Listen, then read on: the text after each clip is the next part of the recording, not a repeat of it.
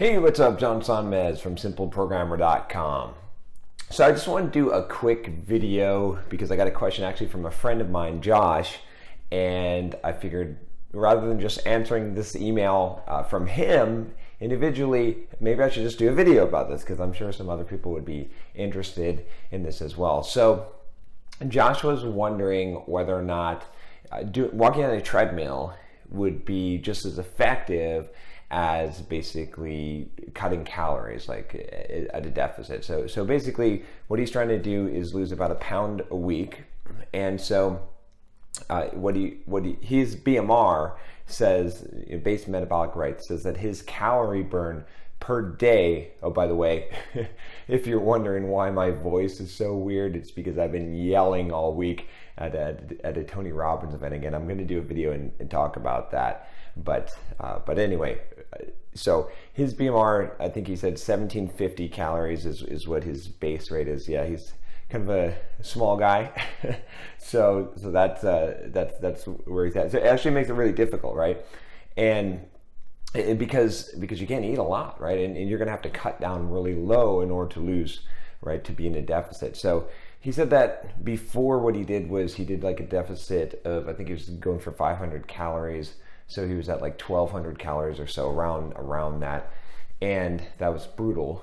And so he wants to know if he can sort of up his calories and then compensate for it by walking on the treadmill for about 90 minutes a day, burning an extra 400 calories, and if that will be the same effect or better or what. So my answer is that it's actually going to be a better effect, right? If you can, there's a lot of caveats here, but I'll try to sort of give why it's better to burn calories than it is to eat less food. And I know that's kind of contradictory, and because the number one thing that's going to determine your fitness goal, like success and losing weight and gaining muscle and all that stuff, is diet. It's 90% diet. So then how can you say, hey John, well, why is it better to exercise in that case? When you're talking just calorie numbers, it's going to be better. When you're talking about overall what you have to do, like the average person, they exercising more isn't going to make as much of a impact as getting the diet in line, right? Because mostly we're eating too much or eating the wrong foods as opposed to not exercising enough. And you have to do a lot of exercise to have an impact. But with all that said, if you are dialing in your calories and your food, right, and your nutrition, and you're purposely putting in a deficit, if you can have more of that deficit come from doing cardio, from burning calories, that's going to be better overall because you're going to be getting more nutrients in the body, right? So think of it this way, right? So protein synthesis is really where I think that this is critical. You can lose weight by being in a calorie deficit, right? This is thermodynamics, right? This is basic physics, right? Energy expenditure. So if you are in deficit, if you eat no food, right? Let's say you eat no food, you're going to lose weight every single day. I guarantee you it's going to happen. Now, what kind of weight you lose, this is where we talk about partitioning. This is critical because if you just starve yourself, right? And you've seen models and celebrities that have starved themselves. Do they look good or do they not look good, right? They don't look good. Why? Because they're skin and bones. What's happened to them? They've lost their muscle, right? Their body is eating up the muscle. So that's where this all comes into play, right? And Josh actually said in this email, he's like, oh, I read that, muscle burns 75 calories a day and fat burns 3, like a pound, on a pound per pound basis. So you want to have more muscle, right? Because the more muscle that you have, the easier it's going to be to get cut, to get lean, to lose weight, because your deficit's going to be higher. You're going to burn more calories just doing nothing, just sustain your muscles. So what happens is if you eat more calories in the day, you have more nutrients for protein synthesis. Protein synthesis, constantly what's happening if you're lifting weights and doing exercise is that your muscles are breaking down and they're being built back up. If you break down your muscles and you don't provide enough of the amino acids that are necessary to build them back up, what ends up happening is they just break down, right? So you got to make sure that you're getting enough stuff. Also, a lot of systems in the body, right, are going to respond better if you have the right nutrition. So when you start to cut down low, especially this is a problem for women more so, or if you're on a smaller guy, shorter or just smaller, right? When you cut down to a very low deficit or low amount of calories, it's very difficult for you to have all the nutrients that you need to maintain the muscle mass, to function normally. So what ends up happening a lot of times is that it's going to be really hard to do, first of all, to eat so few calories, and then second of all, you're going to end up cannibalizing your muscle. That's why there's like no shortcut. That's why you can't just starve yourself and expect to lose weight and get cut. It's just not going to happen. Instead, you're going to lose muscle and you're going to look worse than you did before. This is that whole skinny fat thing, right? People get stuck in this skinny fat, and it's because they're doing this, because they're cutting their calories way down. They're not lifting weights, and all their deficit is coming from that, and your body's going to eventually eat up that muscle, right? So if you are able to take some of that deficit, let's say you want to have a 500 calorie deficit or 1,000 calorie deficit, and you're able to make as much of that deficit come from an increase in calories burned, that's better overall. Now, there's a couple of caveats here. One, your body's pretty smart, right? This is the biggest problem that we have, right?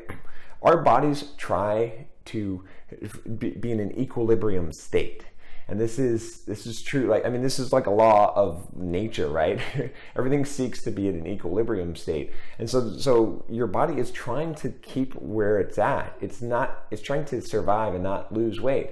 So if you do an increase in cardio, right? Let's say you burn more calories, you're going to be more hungry. So yeah, you're going to be able to eat a little bit more food, right? And have the same deficit, but you got to be prepared for that. And you're just going to have to realize that's the kind of stuff that's going to suck, and you're just going to have to suck it up, right?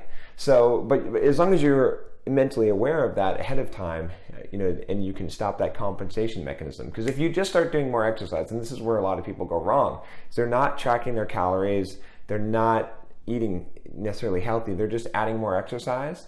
And what ends up happening is they eat more food. In fact, they overcompensate. They eat a lot more food, because you know how it is. When you start to cheat or you start to eat bad, there's that whole going off the rails effect, where it's, the I don't give a crap anymore effect, and you're more likely to indulge more. So you got to kind of balance that all out. And you also got to think about what is maintainable and reasonable, right? If you got to, it's a balance, right? Everything in life is a balance. So if you tell me, John, I'm going to run like 10 miles a day or 15 miles a day and do like 2 hours of cardio or whatever, and that's where my deficit's going to come from, and then I'm going to eat more food, you're not going to do that. You're not going to keep that up. So what's going to happen is, most likely, and this is where I see people fail all the time, is they end up stop doing the thing that causes the calorie deficit, right, in the exercise portion, but they keep eating the same amount of food or more, and then they get frustrated, right, because it's very hard to maintain. So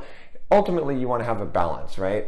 If you're going to optimize your metabolism, you want to gain muscle, right? This is why this is one of the first things. Like, the more muscle that you gain, the easier this is going to be. It's going to be easier to lose weight, right? So having good muscle, is a good place to be.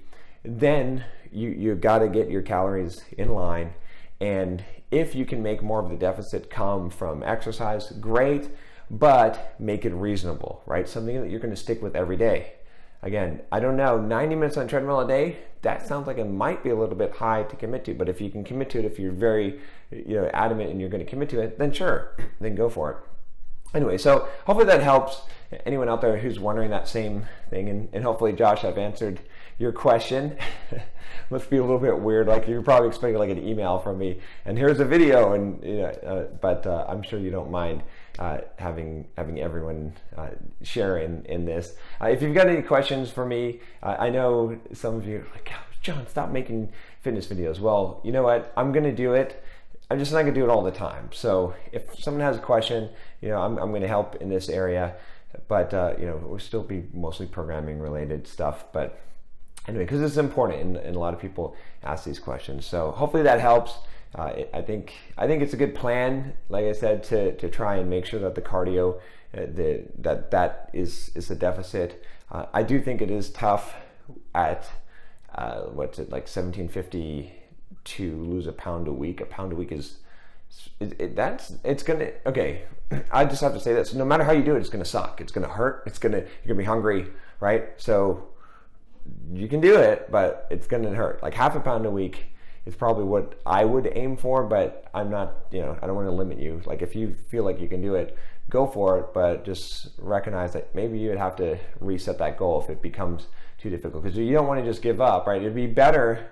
I mean, look at two scenarios here. Again, I don't want me to go on a huge rant, but 3 months down the line, or say 2 months, would you rather have lost half a pound a week and done it for 2 months? Or would you rather have lost a pound a week and only stuck with it for 3 weeks, right? So it's usually like a diminishing return on that. So anyway, that's enough about that. If you like these videos, subscribe to the channel. And if you have a fitness question, you can send those to me as well. Like I said, I'm not gonna do too many of those, but email me at john@simpleprogrammer.com, and take care.